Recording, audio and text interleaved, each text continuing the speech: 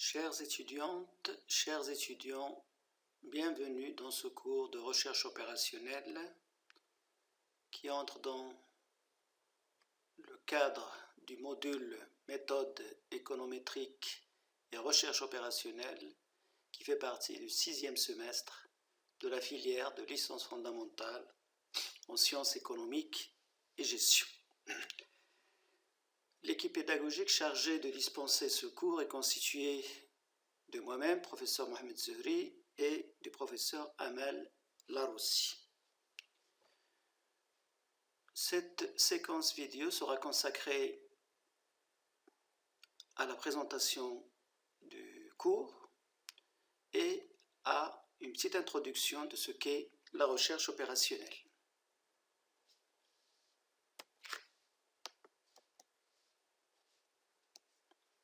Tout d'abord, l'objectif ou les objectifs du cours. Ce cours vise à familiariser l'étudiant en sciences économiques et gestion avec les principales méthodes de recherche opérationnelle. Plus spécifiquement, je dirais qu'au terme de ce cours, l'étudiant devrait être capable de modéliser un problème de décision donné, c'est-à-dire pouvoir identifier ses variables intrinsèques, ses contraintes technologiques et l'objectif visé. D'autre part, il devrait être capable de résoudre le modèle retenu à l'aide d'une des techniques qui sera développée dans ce cours.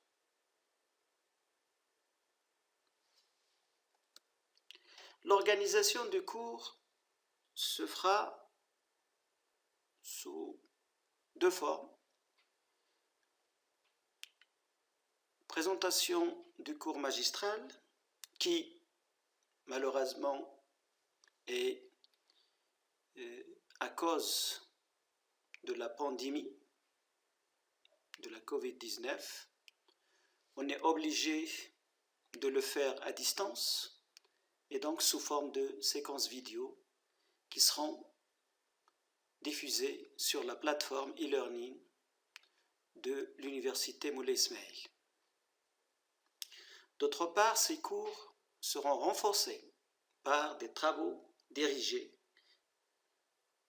ou des exercices sous forme d'études de cas seront traités et résolus et commentés pour une meilleure assimilation des techniques présentées.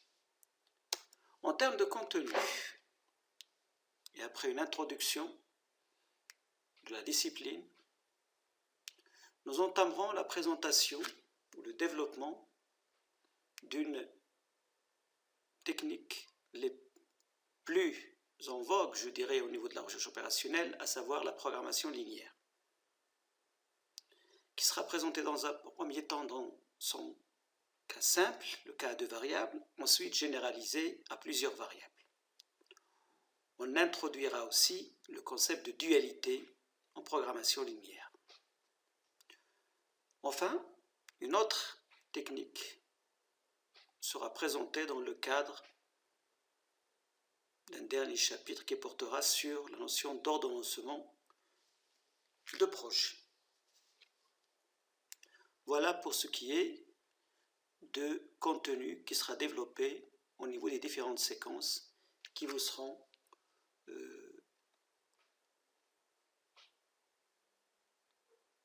présentées au niveau de la plateforme de l'enseignement à distance de l'établissement.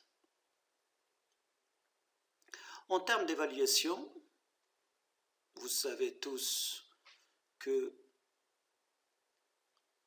la fin, je dirais, du semestre, donc ici il s'agit du semestre 6, il y aura un contrôle final au niveau des différents modules, en particulier au niveau de la recherche opérationnelle.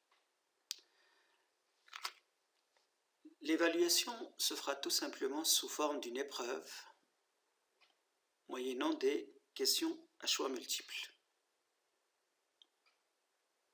Autrement dit, on vous proposera une étude de cas, bien sûr simplifiée, et on vous posera un certain nombre de questions quant à la résolution de problèmes, mais aussi des questions qui porteront sur les différentes notions abordées dans le cours. En termes, je dirais, de ressources supplémentaires, je ne saurais vous conseiller de compléter ce cours par les différentes ressources, que ce soit la consultation d'ouvrages au niveau de la bibliothèque, ou surtout, puisque vous y êtes habitué, la consultation des sites spécialisés dans la recherche opérationnelle, et vous n'aurez que l'embarras du choix quant au choix justement de ces sites pédagogiques. Bien, alors, une introduction s'impose. Comment d'abord présenter la recherche opérationnelle? Que cache justement ce vocable de recherche opérationnelle? De quoi s'agit-il? Je crois qu'une définition d'abord de la notion s'impose, comme dans toute, je dirais, discipline. Comment définir la recherche opérationnelle? Alors, au niveau de la littérature, dans le domaine, je dirais que les définitions foisonnent. Il y a tellement de définitions selon les ouvrages, selon les auteurs, etc., etc. Alors, pour faire simple, on peut dire qu'il s'agit d'une discipline des mathématiques appliquées qui traite des questions d'utilisation optimale des ressources, et ce, que ce soit dans les secteurs publics ou privés. Donc c'est une collection de techniques issues du champ des mathématiques appliquées, destinées à représenter des situations où un ou plusieurs acteurs ont un certain nombre de choix à effectuer et donc à guider ces acteurs dans leurs décisions, de façon à ce qu'ils satisfassent au mieux un ou plusieurs critères, tout en respectant un ensemble de contraintes. On peut dire que la recherche opérationnelle s'attaque en particulier à des problèmes de gestion et de décision des organisations économiques.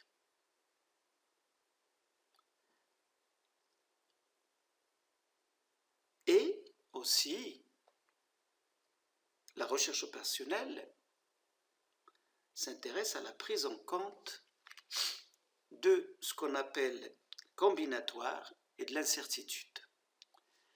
La combinatoire, c'est-à-dire qu'en général, pour un certain nombre de problèmes, les possibilités sont énormes, sont nombreuses, et il serait impossible de les énumérer toutes pour pouvoir déterminer la solution satisfaisante, la meilleure solution ou la solution optimale.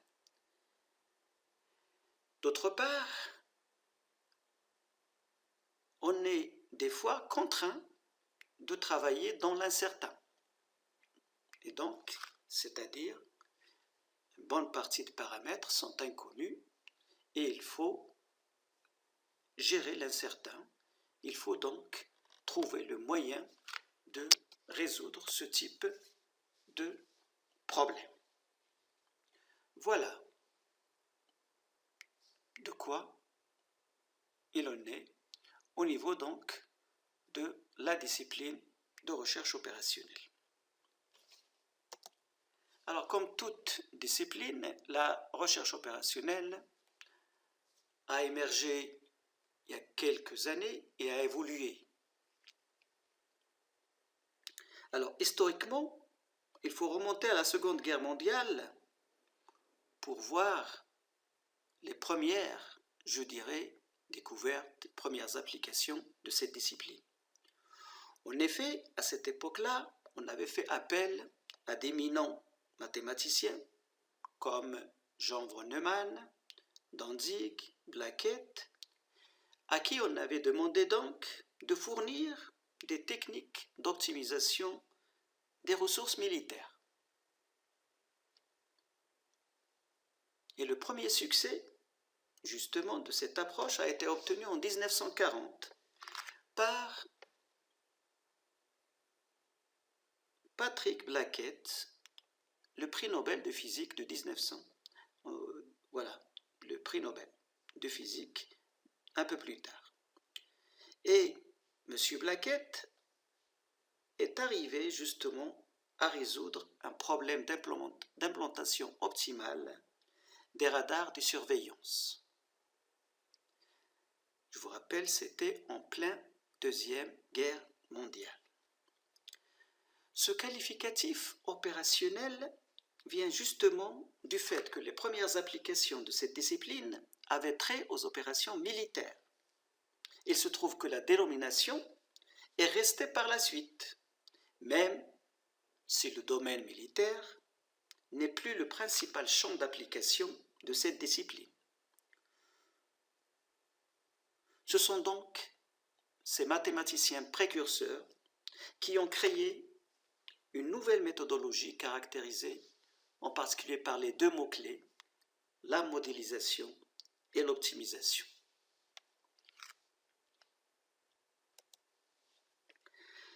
Pour ce qui est des applications de la recherche opérationnelle, le champ d'application s'est élargi à plusieurs autres domaines, pour ne citer que l'économie, la finance, le marketing, l'agriculture, la planification d'entreprise, mais aussi la gestion des systèmes de santé et d'éducation et la résolution de problèmes environnementaux. Alors, on peut donner quelques exemples, des exemples classiques de la recherche opérationnelle. Par exemple, le problème de voyageurs de commerce. Dans ce problème, il s'agit de planifier la tournée, par exemple, d'un véhicule de livraison qui doit passer par des points fixés à l'avance, par exemple des dépôts, des villes, puis revenir à son point de départ tout en cherchant à minimiser la distance parcourue. C'est l'un des problèmes typiques de la recherche opérationnelle. Un autre problème, c'est le problème du sac à dos. Il s'agit en fait de remplir un conteneur, le sac à dos par exemple, avec des objets de taille et de valeur variables. Si le conteneur a une capacité finie, c'est le cas d'un sac à dos parce qu'il a une capacité justement limitée, finie, on va chercher donc à maximiser la valeur placée dans le conteneur. Là aussi, c'est un problème classique, mais pour lequel on trouve énormément d'applications dans les différents domaines de la vie courante. Un dernier exemple, c'est celui de planification, ce qu'on appelle d'ordonnancement des tâches, par exemple au niveau d'un chantier. Pour chaque tâche, T par exemple, on connaît sa durée d'exécution. De plus, on connaît les autres tâches dont notre tâche T dépend directement et combien de temps, par exemple, avant et après le début de chacune d'elles, notre tâche T doit démarrer. On désire alors minimiser la durée totale du chantier. C'est un problème classique qu'on appelle un problème d'ordonnancement, ou des fois on parle aussi de problème d'ordonnancement de projet qu'on étudiera en dernier lieu dans ce cours.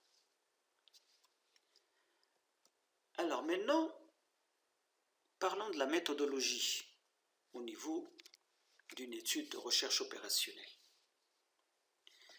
Il faut dire que les problèmes d'organisation rencontrés dans une entreprise ne sont pas forcément mathématiques dans leur nature. Mais les mathématiques peuvent permettre de résoudre ces problèmes. Pour cela, il faut traduire le problème dans un cadre mathématique, cadre dans lequel les techniques de recherche opérationnelle pourront s'appliquer. Cette traduction est le modèle du problème. C'est la phase essentielle de modélisation, qui est en général une sorte aussi de formulation mathématique, tout simplement. Une des vraies difficultés dans ce cas-là est de savoir quels éléments doivent être modélisés et quels sont ceux qui n'ont pas besoin de l'être. Il faut donc parvenir à trouver le juste équilibre entre un modèle simple et donc plus facilement soluble, qu'on peut résoudre facilement, et un modèle compliqué, plus réaliste, mais plus difficile à résoudre. Alors, à ce niveau-là, les bonnes questions qu'on doit se poser sont les suivantes.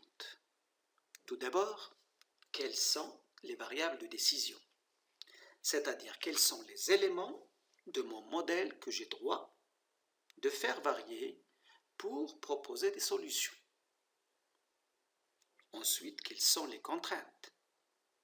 C'est-à-dire, une fois identifiées les variables de décision, quelles sont les valeurs autorisées pour ces variables? Enfin, quel est l'objectif ou le critère? C'est-à-dire, quelle est la quantité que l'on veut maximiser ou minimiser? La réponse à ces trois questions,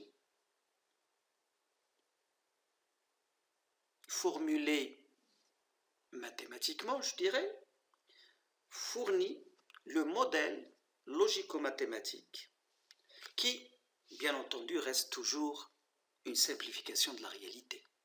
On ne peut pas tout modéliser. Dans un deuxième temps, il s'agit de résoudre ce modèle obtenu, en général en recourant à l'outil informatique. Et là, pourquoi l'outil informatique? Tout simplement parce que sans l'informatique, la recherche opérationnelle, je peux dire, n'aurait jamais eu, je dirais, le développement qu'il a connu. En effet, on peut aussi voir en recherche opérationnelle une sorte de discipline carrefour entre un certain nombre d'autres disciplines. D'abord les mathématiques, puisqu'on a dit que la recherche opérationnelle est une discipline des mathématiques appliquées. Ensuite, on utilise ces techniques pour résoudre des problèmes concrets qui relèvent des sciences économiques, des sciences sociales, etc., etc. Mais la résolution ne peut se faire de manière efficace si on ne dispose pas d'un outil de calcul rapide. Et donc, si on ne dispose pas d'un moyen automatique de calcul, j'entends par là donc l'utilisation de l'ordinateur et des logiciels. Voilà pourquoi recourir à l'informatique. Enfin, en dernier lieu, une fois qu'on a résolu le problème moyennant le logiciel, je dirais adéquat, il faut transcrire les résultats obtenus en guide pour l'action réelle. Parce qu'en fait, en général, on répond aux besoins d'un décideur, d'un manager. Et donc, pour lui, il faut lui fournir des choses concrètes, et des choses, évidemment, qui répondent exactement à ses attentes et donc qui le satisfassent.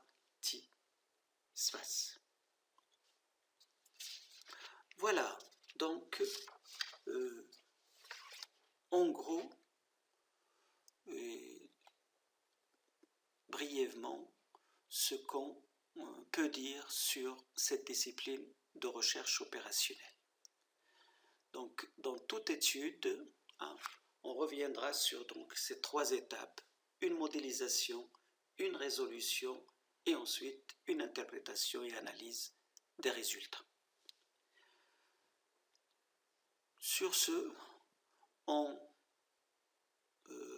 se contentera donc de cette présentation générale du cours et on entamera prochainement dans une nouvelle séquence vidéo la première partie du cours donc, qui portera sur la programmation linéaire dans sa version simple, les cas à 2 variables. Je vous souhaite une bonne continuation et à très bientôt.